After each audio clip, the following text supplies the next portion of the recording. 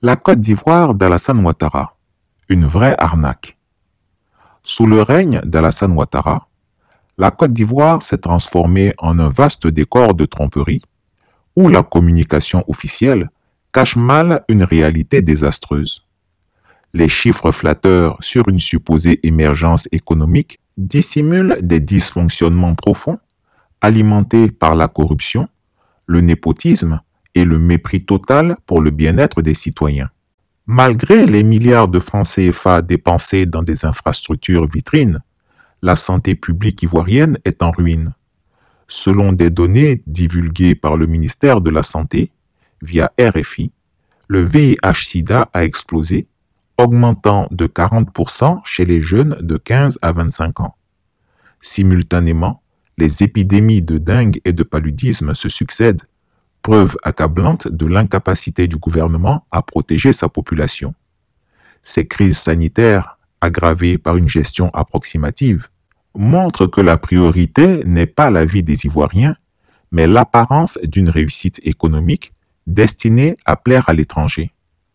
L'insécurité atteint des niveaux alarmants. Des gangs armés, des agressions à moto et des violences quotidiennes plongent le pays dans une peur permanente. Plus choquant encore, l'État lui-même participe à cette insécurité en mobilisant des civils armés pour expulser des habitants et détruire leurs maisons, comme récemment observé à Adjamé village. Comment qualifier un gouvernement qui persécute ses propres citoyens pour servir des intérêts privés? Les richesses naturelles de la Côte d'Ivoire sont pillées dans une anarchie totale. Plus de 1000 sites d'orpaillage illégal empoisonnent nos eaux avec du cyanure et du mercure, détruisant l'écosystème et rendant les sols infertiles. La pêche, un moyen de subsistance vital pour des millions d'Ivoiriens, est gravement affectée. Toutes ces activités illégales se déroulent sous l'œil complaisant des autorités qui en tirent probablement profit. L'or, autrefois source de fierté, est devenu un fléau pour les Ivoiriens. L'augmentation alarmante des suicides et la fuite massive de jeunes à la recherche d'un avenir meilleur en Europe témoignent de l'échec du régime. Ces jeunes, victimes de la migration irrégulière, périssent dans le désert ou en mer, faute de perspectives dans leur pays. Leurs appels poignants aux autorités restent sans réponse, montrant une absence totale de soutien à ceux qui désespèrent. Salut chers compatriotes, salut chers Ivoiriens, je me nomme Sanogo Cheikh Daoud. Nous sommes des migrants refoulés depuis l'Algérie, la Tunisie, le Maroc, etc. Nous sommes des Ivoiriens qui veulent rentrer dans leur pays, des migrants qui n'ont pas pu gagner leur vie. Nous sommes aujourd'hui entassés dans le Niger. Nous sommes à des centaines d'Ivoiriens. Ça fait des mois que nous sommes ici. Nous voulons rentrer dans notre pays. Il y a des Ivoiriens aussi qui sont au niveau d'Arlit, Agadez, etc. Nous sommes à la frontière, à Asamaka. Donc nous demandons une possibilité, une aide au gouvernement ivoirien, qui nous accorde une aide pour pouvoir rentrer solennellement dans notre pays. C'est tout ce que je voulais dire au peuple ivoirien. Celui ou celle qui voit cette vidéo, qui me partage pour sauver des vies. Parce que nous sommes misérables ici. Nous voulons avoir une vie paisible en entrant dans notre pays. C'est tout ce que j'avais à dire. Aujourd'hui est le 21 février 2025. Nous sommes ici depuis 2024. Ça fait des mois que nous sommes ici. Il est bien vrai que cette année a commencé tout de suite, mais ça fait des mois que nous sommes ici et nous voulons rentrer dans notre pays. C'est tout ce que j'avais à dire au peuple ivoirien. S'il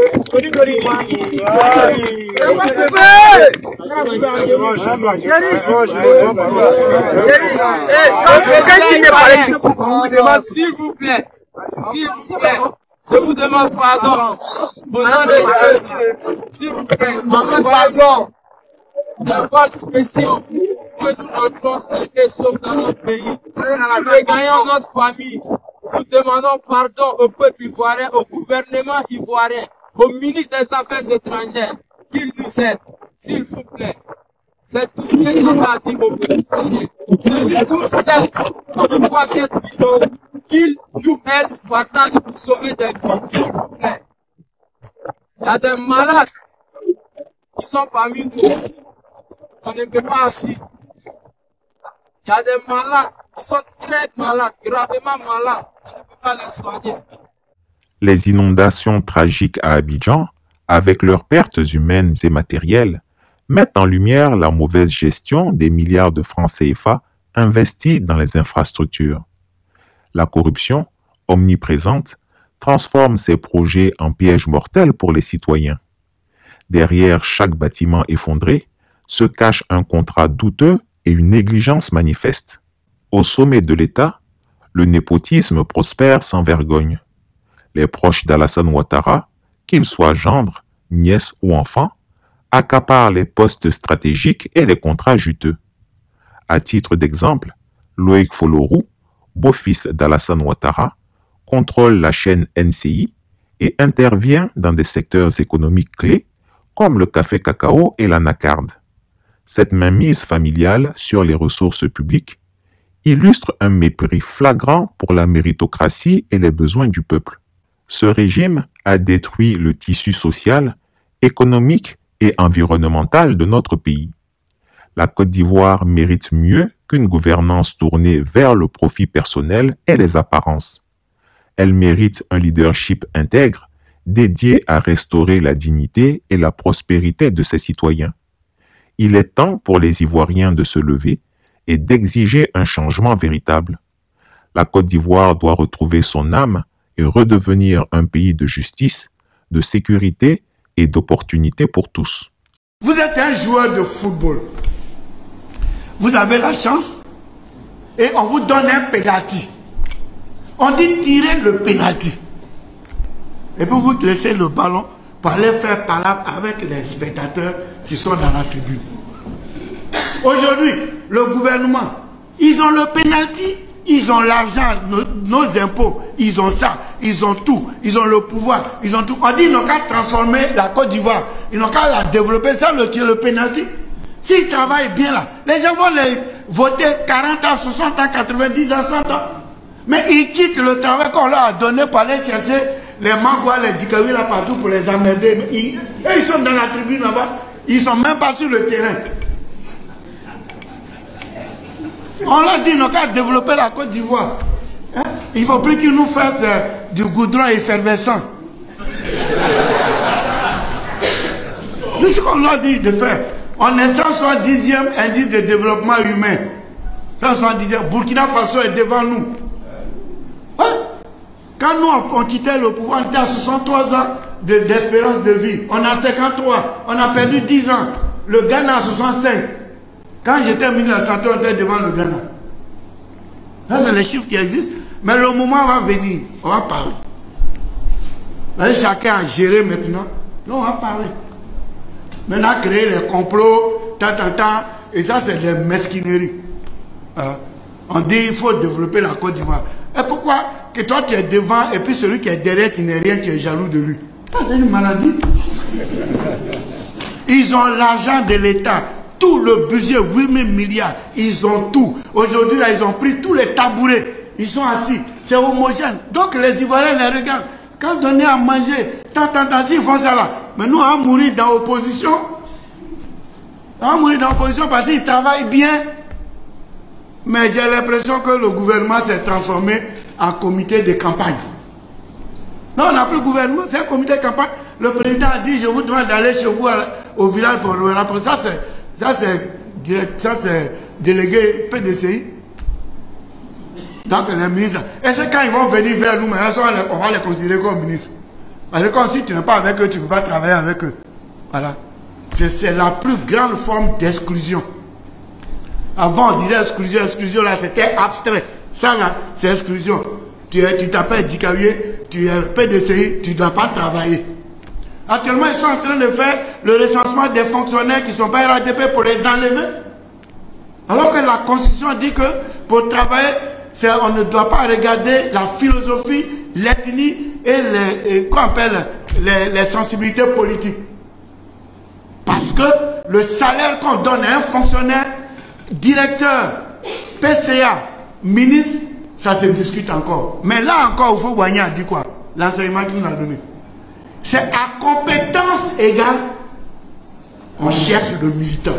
Aujourd'hui, c'est à militantisme égal, on cherche le compétent. Donc, tous ceux qui sont hyper compétents, qui ne sont pas militants, ils sont de côté. Mais l'émergent ne va jamais venir. L'émergent ne viendra jamais. Donc, on te paye. Ça, c'est constitutionnellement, tout le monde doit travailler. Les directeurs, c'est une question de sensibilité. Le président, il nomme aux emplois supérieurs, il peut nommer qui il veut. Ça là, si le président t'a pas nommé, que tu pleures, c'est que tu n'as rien compris à la politique. Voilà. Toi, tu arrives, dis, toi, ta tête ne me plaît pas. Et puis, il t'enlève. Tu ne peux pas aller loin. C'est fini. Il a mis, parce qu'il faut qu'il ait confiance, parce qu'il a besoin de résultats. Mais le fonctionnaire qui a la fonction publique, qui ramasse ce feuille là, lui, il a quoi? Il doit l'enlever aussi.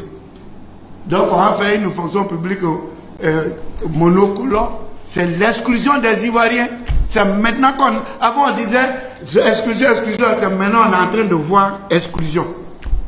Parce que tous ceux qui ne sont pas RADP sont exclus du travail. On dit emploi jeune, ils vont dans les quartiers, tout ça. Mais en bas, c'est quoi? C'est les cartes de membres, on regarde pour donner. On dit facile des femmes. Si tu n'es pas, si tu es autre chose que ce qu'ils veulent que tu sois, on ne te donne pas le crédit aussi. On est en pleine exclusion. Voilà. Donc, on leur a donné le pénalty, ils n'ont qu'à le tirer. Nous qui sommes dans les tribunes, qui ne sommes rien là, ils n'ont qu'à nous laisser. Voilà. Sinon, comment ils vont faire pour avoir spectateurs maintenant? Voilà. Chris Yapi ne ment pas. Retrouvez Chris Yapi sur ses 2 chaînes YouTube, sa chaîne Rumble, ses comptes TikTok, X, Instagram, VK et Threads.